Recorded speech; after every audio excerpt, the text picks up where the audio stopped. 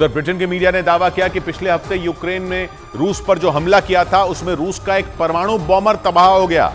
रूस ने इस हमले के बाद यूक्रेन पर उसके रिहायशी इलाकों को निशाना बनाने का आरोप लगाया था।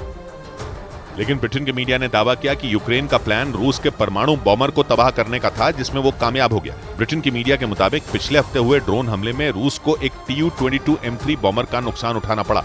रूस का ये बॉम्बर परमाणु मिसाइल दागने की ताकत रखता है।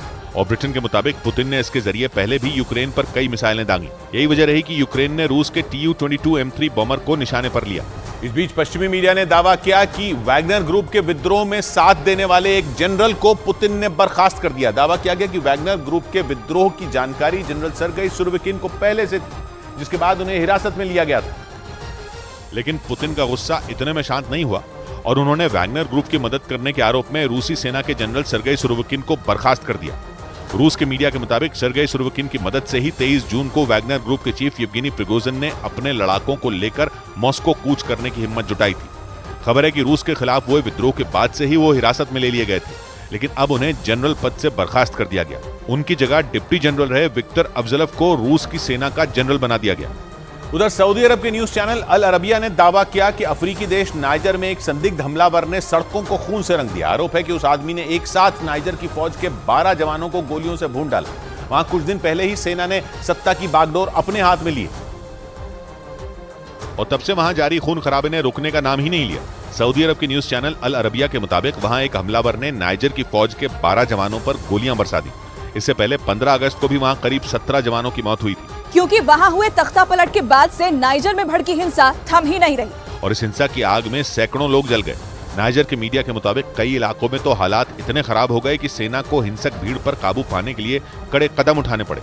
इधर हांगकांग के अखबार साउथ चाइना मॉर्निंग पोस्ट ने दावा किया कि चीन अब अफ्रीका में दोस्त रूस को ही पछाड़ने में जुट गया है। अभी तक अफ्रीकी देश हथियार खरीदने के लिए रूस के पास जाते थे, लेकिन बताया गया कि चीन सरकार के स्वामित्व में हथियार बनाने वाली एक कंपनी ने अफ्रीकी देश सेनेगल में अपना एक ऑफिस खोल दिया।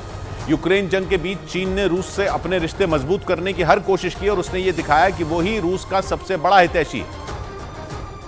लेकिन अब जब चीन का असली चेहरा सामने आया तो रूस के भी होश उड़ गए। साउथ चाइना मॉर्निंग पोस्ट के मुताबिक चीन ने अफ्रीकी देशों में अपने हथियारों को बेचने का प्लान तैयार कर लिया। खबर के मुताबिक इसी कड़ी में उसने सेनेगल में अपने पैर पसारने शुरू किए और हथियार बनाने वाली उस कंपनी का दफ्तर वहां खोल लिया। हाल ही में अफ्रीकी देश नाइजर में तख्ता पलट हुआ, जबकि बीते कुछ सालों में माली और गिनी जैसे देशों में भी तख्ता पलट हुआ है। ऐसे में इन देशों की सरकारों को हथियारों की जरूरत है। दावा किया गया कि इसीलिए चीन अफ्रीकी देशों में अपनी हथियार बनाने वाली कंपनियों के दफ्तर खोलने में जुट गया, ताकि ज्यादा से ज्यादा हथियारों की सप्लाई की जा सके। उधर उत्तर अमेरिकी देश मेक्सिको में एक भीषण सड़क हादसा हो गया, जिसमें 16 लोगों की मौत हो गई, जबकि 36 लोग घायल हो गए। वहां एक बस और एक ट्रेलर के आपस में टकराने की वजह से यह हादसा हुआ और वो बस हाईवे पर ही पलट गई। भीषण सड़क हादसे के बाद वहां चीख पुकार मच गई, जिसके बाद आसपास के लोगों ने आनन फानन में बस में सवार लोगों को बाहर निकालना शुरू किया और इलाज के लिए पास के अस्पताल में भिजवाया। इस बीच हादसे की सूचना पर रेस्क्यू टीम के साथ पुलिस भी वहां पहुंच गई और लोगों की मदद से घायलों को बस से बाहर निकाला। वहां का इलाके में हुआ यह हादसा इतना भीषण था कि वो बस पूरी तरह तहस नहस हो गई। यही नहीं, बस से टकराने की वजह से ट्रेलर का सामने वाला हिस्सा भी पूरी तरह बर्बाद हो गया।